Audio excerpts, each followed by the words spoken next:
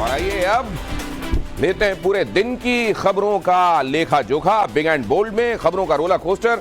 नमस्कार, मैं हूं दिनेश गौतम। लेकिन सबसे पहले बताता हूं आपको वो खबरें जो आज खास तौर से फोकस में रहेंगी। हलाल सर्टिफाइड उत्पादों पर बवाल जारी। यूपी में बैन के बाद क्या आएगी बिहार की बारी। प्रयागराज में अतीक गैंग की पुलिस से मुठभेड़। गुर्गा नफीस बिरयानी अंदर, अब क्या आएगा शाइस्ता का नंबर। दिल्ली में हत्यारे का वार, गर्दन पर 60 बार चाकू से प्रहार। देखती रही दिल्ली, बीच सड़क पर कैसे हार गई जिंदगी, यह भी आपके सामने होगा। और कोरोना से भी बड़ी मुसीबत आई। बीजिंग में अस्पताल फुल, डॉक्टरों ने खतरे की घंटी बजाई। पूरी खबर पूरे ब्यौरे के साथ आज आपके सामने बिग एंड बोल्ड में होगी। लेकिन प्रदेश के एक बड़े अस्पताल में डॉक्टर्स और नर्सिंग स्टाफ के बीच विवाद का वीडियो वायरल हो गया। हॉस्पिटल अखाड़े में तब्दील नजर आया। तो एकदम जैसे नौकर है। नर्सिंग स्टाफ और डॉक्टर्स के बीच तू मैं का ये वायरल वीडियो भोपाल के एम्स का बताया जा रहा है। नर्स और कई स्टाफ आसपास खड़े हैं। बहस में दोनों तरफ से एक दूसरे पर गंभीर आरोप लगा रहे हैं। बड़ी तादाद में नर्सिंग स्टाफ धरने पर बैठकर नारेबाजी कर रहा है और देखते ही देखते अस्पताल अखाड़े में तब्दील हो जाता है। दावा है कि बर्न एंड प्लास्टिक सर्जरी विभाग में ऑपरेशन के दौरान इनमें बहस हुई थी, जिसमें नर्स ने डॉक्टर पर गाली देने का आरोप लगाया है। पूरी घटना के दौरान हॉस्पिटल के कामकाज पर असर पड़ा। मरीजों को भी दिक्कतों का सामना करना पड़ा। और अगली अहम खबर यह कि कानपुर से कासगंज जा रही पैसेंजर ट्रेन में आग लगने से अफरा तफरी मच गई। आग लगने की खबर मिलते ही कई यात्रियों ने ट्रेन से कूदकर अपनी जान बचाई। हादसे की वजह से काफी देर तक घटना वाली जगह पर अफरा तफरी की स्थिति बनी रही। फिर फौरन फायर सेफ्टी सिलेंडर का इस्तेमाल करके आग बुझाई गई। एहतियातन एम्बुलेंस को भी मौके पर बुलाया गया। मगर अच्छी बात यह है कि इस घटना में सभी यात्री वक्त रहते ट्रेन की बोगी से उतर गए।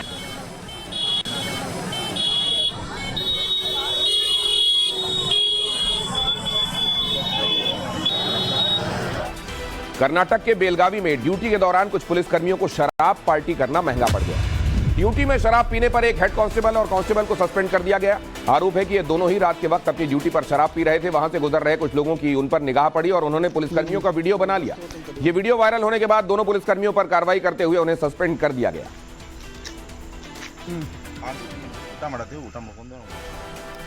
पंजाब के जलंधर में आज किसानों ने हाईवे के साथ साथ रेलवे ट्रैक भी जाम कर दिया। किसान गन्ने का रेट बढ़ाने की मांग कर रहे थे। किसानों ने ऐलान किया है कि सरकार जब तक गन्ने का रेट नहीं बढ़ा देती तब तक यह धरना जारी रहेगा। किसान संगठनों ने 26 नवंबर को चंडीगढ़ कूच का अल्टीमेटम दिया है। इससे पहले कल सीएम भगवंत मान ने किसानों को दिल्ली जम्मू हाईवे जाम नहीं करने के लिए कहा था। बावजूद इसके पुलिस बैरिकेडिंग को धता बताकर आज किसानों ने जमकर प्रदर्शन किया। और वडोदरा में पुलिस ने बाइक पर अपनी मंगेतर को बिठाकर रोमांस करने वाले शख्स को धर लिया। यह घटना 20 नवंबर की बताई जा रही है, जब आरोपी अपनी मंगेतर के साथ बाइक पर बैठा था और आरोप है कि चलती बाइक पर रोमांस करते हुए स्टंट कर रहा था। पुलिस ने बाइक के नंबर प्लेट के आधार पर आरोपी की पहचान कर ली है और उसे गिरफ्तार कर लिया है। साथ ही बाइक को भी पुलिस ने अपने कब्जे में ले लिया है। ये खड़ी है अब थाने में बाइक। उत्तरकाशी के सिलक्यारा टनल में जारी रेस्क्यू ऑपरेशन में इस वक्त का बड़ा अपडेट भी आपको बता दूं। सुरंग में आई दूसरी अड़चन को भी पार कर लिया गया है। ऑगर मशीन के रास्ते में आए सरियों को काट दिया गया है। वहीं मजदूरों को सुरंग से निकालने की रिहर्सल पूरी हो चुकी है। एनडीएमए के नेशनल डिजास्टर रिलीफ फोर्स के मुताबिक, एनडीआरएफ के मुताबिक स्ट्रेचर पर पहिए लगाकर रेस्क्यू होगा। स्ट्रेचर से तार को बांधा जाएगा और अगर कोई मुश्किल हुई तो क्रॉलिंग करके, मतलब घुटनों और कोहनी कर केवल लोगों को बाहर निकाला जाएगा। और जम्मू कश्मीर के राजौरी में चल रहे एनकाउंटर में सुरक्षा बल के जवानों ने 2 आतंकवादियों को ढेर कर दिया। यह ऑपरेशन कल सुबह शुरू हुआ जब जवानों को इलाके में कुछ आतंकियों के छिपे होने की खबर थी।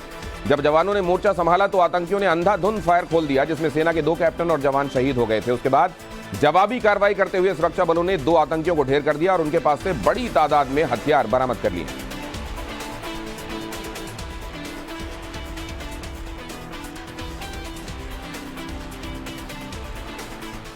मैदानी इलाकों में ठंड बढ़ रही है। दिल्ली एनसीआर में तो ठंड से ज्यादा प्रदूषण का अटैक लोगों पर भारी पड़ रहा है और ऐसे में सांस के मरीज खास तौर से अपना खास ख्याल रखें, डॉक्टर्स ये वार्न कर रहे हैं। डब्ल्यूएचओ की नई रिसर्च के मुताबिक दुनिया में मौत का तीसरा बड़ा कारण है COPD यानी क्रॉनिक ऑब्स्ट्रक्टिव पल्मोनरी डिजीज। दुनिया में हर साल इससे करीब 35 लाख लोग मौत के मुंह में समा जाते हैं। इसीलिए प्रदूषण में खास तौर पर सांस के मरीज अपना ख्याल रखें, क्योंकि फेफड़ों पर, लंग्स पर प्रदूषण का सबसे ज्यादा खराब असर पड़ता है। ऐसे में मरीजों के लिए सलाह यह है कि प्रदूषण के दौरान बाहर निकलने से बचें और अगर निकलना ही पड़े तो उचित मास्क पहनकर निकलें, क्योंकि कमजोर फेफड़ों में इंफेक्शन का खतरा ज्यादा होता है। अगर सांस लेने में दिक्कत हो तो उसे नजरअंदाज बिल्कुल ना करें, फौरन डॉक्टर को दिखाएं। हमारे देश में खतरा विकसित देशों से ज्यादा है, क्योंकि हमारे यहां प्रदूषण का स्तर विकसित देशों के मुकाबले कई गुना ज्यादा है। ब्रिटिश मेडिकल जर्नल के मुताबिक भारत में सीओपीडी से मरने वालों की संख्या अमेरिका और ब्रिटेन से कहीं ज्यादा है।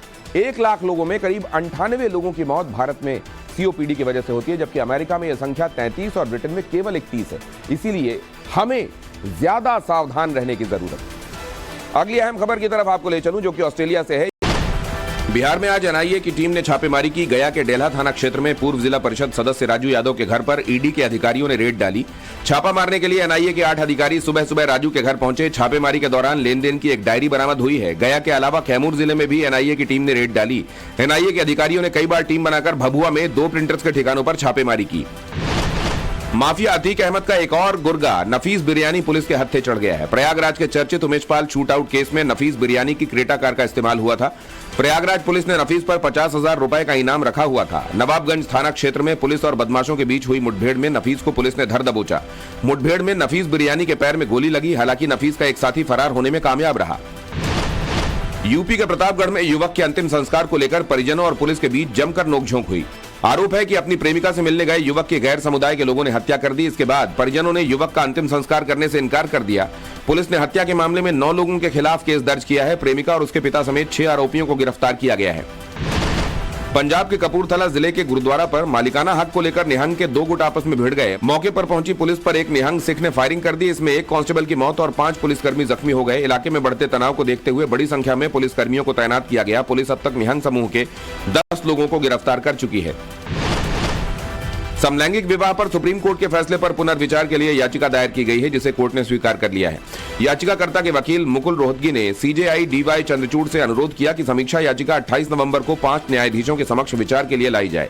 समलैंगिक विवाह पर फैसला सुनाने वाली पीठ के 5 न्यायाधीशों में शामिल रहे न्यायमूर्ति एस रविंद्र भट्ट 20 अक्टूबर को सेवानिवृत्त हो रहे हैं। न्यायमूर्ति भट्ट समलैंगिक विवाह के विरोध में रहे थे। और आज राजस्थान में विधानसभा चुनाव के लिए प्रचार का शोर थमा। कैंपेन के आखिरी दिन तमाम पार्टियों के दिग्गजों ने मोर्चा संभाला। बीजेपी की तरफ से प्रधानमंत्री नरेंद्र मोदी ने राजसमंद के देवगढ़ में जनसभा की। इस दौरान उन्होंने कांग्रेस को निशाने पर लिया। पीएम मोदी ने गहलोत सरकार को महिला विरोधी बताया। उन्होंने कहा कि राजस्थान की महिलाएं अब कांग्रेस सरकार को एक पल के लिए भी बर्दाश्त करने के लिए तैयार नहीं है और राज्य की जनता ने ऐसी सरकार को उखाड़ फेंकने का संकल्प ले लिया। और गृहमंत्री अमित शाह ने आज राजस्थान के चित्तौड़गढ़ में पहले जनसभा और फिर रोड शो की। रोड शो में शामिल लोगों के हुजूम को देखकर अमित शाह ने कहा कि जनता का उत्साह बता रहा है कि राजस्थान के लोगों का बीजेपी पर अटूट विश्वास है। इससे पहले अमित शाह ने लाल डायरी को भ्रष्टाचार का प्रतीक बताया और कहा कि राज्य में पिछले 5 साल में महिला और दलितों की स्थिति खराब हुई है, जबकि तुष्टीकरण की राजनीति चरम पर है। चुनाव प्रचार के आखिरी दिन बीजेपी के स्टार प्रचारक और यूपी के सीएम योगी आदित्यनाथ ने झोटवाड़ा में रोड शो किया। रोड शो कालवाड़ सड़क पर बजरंग द्वार से शुरू हुआ। सीएम योगी को देखने हजारों की भीड़ जमा हो गई। लोगों ने घरों की छत पर खड़े होकर सीएम योगी का अभिनंदन किया और रोड शो में सीएम योगी के साथ झोटवाड़ा सीट से बीजेपी प्रत्याशी राज्यवर्धन सिंह राठौर भी मौजूद थे। कांग्रेस सांसद राहुल गांधी की एक बार फिर से मुश्किलें बढ़ सकती हैं। राजस्थान में चुनाव प्रचार के दौरान पनौती शब्द के इस्तेमाल पर बीजेपी की शिकायत के बाद चुनाव आयोग ने उन्हें नोटिस जारी किया है। इलेक्शन कमीशन ने राहुल गांधी को जवाब के लिए शनिवार तक का वक्त दिया है। बीजेपी की तरफ से की गई शिकायत के मुताबिक राहुल गांधी ने एक सभा में पीएम मोदी पर हमला बोलते हुए पनौती, जेब कतरे जैसे आपत्तिजनक शब्दों का इस्तेमाल किया था। ब्रिक्स में शामिल होने के लिए पाकिस्तान छटपटाया, लेकिन भारत ने उसे आईना दिखाया। यह खबर हम दिखाएंगे आगे, लेकिन पहले देखिए लाल डायरी को लेकर गहलोत ने कैसे फेंका बीजेपी पर बाउंसर। राजस्थान के मुख्यमंत्री अशोक गहलोत ने लाल डायरी और महादेव ऐप मामले की सुप्रीम कोर्ट के रिटायर्ड जज से जांच की मांग की है। गहलोत ने बीजेपी पर चुनाव जीतने के लिए साजिश रचने का आरोप लगाया है। उन्होंने कहा, बीजेपी की छत्तीसगढ़ के सीएम भूपेश बघेल को गिरफ्तार करने की साजिश थी, लेकिन यह षड्यंत्र सफल नहीं हो सका। गहलोत ने बीजेपी को जनता से जुड़े अहम मुद्दों पर बहस करने की चुनौती दी। राजस्थान की चुनावी जंग में पीएम के हमले का सचिन पायलट ने जवाब दिया है। सचिन पायलट ने कहा, मैंने प्रधानमंत्री नरेंद्र मोदी जी का बयान सुना जो तथ्यों से बहुत दूर है। हकीकत यह है कि स्वर्गीय पायलट साहब इंदिरा गांधी जी से प्रेरित होकर जनसेवा के लिए कांग्रेस में आए थे। कल पीएम मोदी ने कहा था राजेश पायलट ने एक बार पार्टी की भलाई के लिए कांग्रेस परिवार को चुनौती दी थी, लेकिन यह परिवार ऐसा है कि राजेश जी को दंडित करने के बाद उनके बेटे को भी दंडित करने में जुटा है। मध्य प्रदेश के विदिशा में वोट करते हुए वीडियो बनाने वाले 17 लोगों के खिलाफ एफआईआर दर्ज हुई है। ये वीडियो सोशल मीडिया पर खूब वायरल हो रहा है। एक सामाजिक कार्यकर्ता की शिकायत पर प्रशासन ने कार्रवाई की है। विदिशा जिले के सिरोंज में मतदान का वीडियो बनाकर उसे वायरल किया गया था।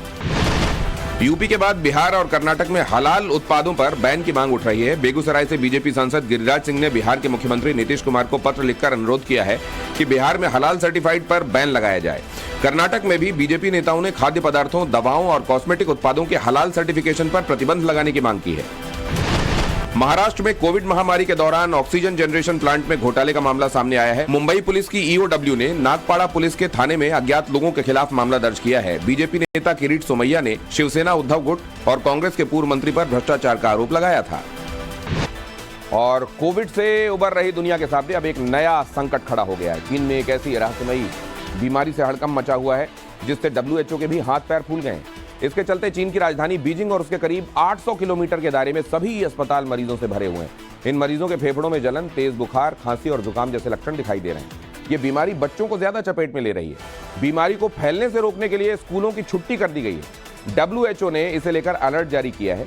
चीनी प्रशासन ने मास्क और सोशल डिस्टेंसिंग को भी अनिवार्य कर दिया है। और अब शेयर बाजार से लेकर सराफा बाजार तक का हाल। शेयर बाजार लाल निशान पर बंद हुए। सेंसेक्स 5 अंक गिरकर 66,018 पर बंद हुआ, जबकि निफ्टी करीब 10 पॉइंट नीचे 19,802 पर क्लोज हुआ। सराफा बाजार की बात करें तो आज सोना और चांदी में भी गिरावट दर्ज की गई। 24 कैरेट गोल्ड ने प्रति 10 ग्राम 61,474 रुपए, जबकि सिल्वर ने प्रति किलो 73,180 रुपए पर कारोबार किया। AI सॉफ्टवेयर कंपनी अडोबे ने बेंगलुरु के AI स्टार्टअप रिफ्रेश AI का अधिग्रहण कर लिया है। Refresh AI artificial intelligence powered video creation platform है। अडोबे ने इस साल मार्च में जनरेटिव आर्टिफिशियल इंटेलिजेंस इंडस्ट्री में आने की घोषणा की थी। 2019 में रिफ्रेश AI स्टार्टअप को शुरू किया गया था। बेंगलुरु बेस्ड ये startup text to video generation का फीचर देता है। ये वीडियो मेकर्स को प्रोफेशनल वीडियो क्लिप बनाने में मदद करता है। AI रिसर्च कंपनी OpenAI ने अपने चैटबॉट ChatGPT पर सभी यूजर्स के लिए वॉइस फीचर रोल आउट कर दिया है। इस फीचर के जरिए ChatGPT अपनी आवाज में आपसे बातें कर पाएगा। कंपनी सितंबर में इस फीचर को लेकर आई थी, लेकिन शुरुआत में ये सिर्फ प्लस और एंटरप्राइज सब्सक्राइबर्स के लिए अवेलेबल था। अब सभी यूजर्स ChatGPT पर सवाल पूछने, फीडबैक रिसीव करने और लगातार बातचीत में शामिल होने के लिए अपनी आवाज का इस्तेमाल कर सकेंगे। एंड्रॉइड और iOS दोनों ही ऑपरेटिंग सिस्टम के ऐप इस फीचर को इस्तेमाल कर पाएंगे। भारत में प्लस का मंथली सब्सक्रिप्शन 1,999 रुपए का है। स्विगी और जोमेटो को जीएसटी ने 750 करोड़ का नोटिस थमाया है। इसमें 400 करोड़ का नोटिस जोमेटो और 350 करोड़ का स्विगी को भेजा गया है। यह रकम जुलाई 2017 से मार्च 2023 के बीच की है। इनके डिलीवरी चार्ज पर 18% का जीएसटी लगाया गया है। दोनों पर ग्राहकों से डिलीवरी चार्ज के नाम पर कमाई करने और उस पर टैक्स नहीं भरने का आरोप है। जीएसटी नोटिस पर कंपनियों ने सफाई देते हुए कहा है कि डिलीवरी चार्ज डिलीवरी पार्टनर्स को दिया जाता है।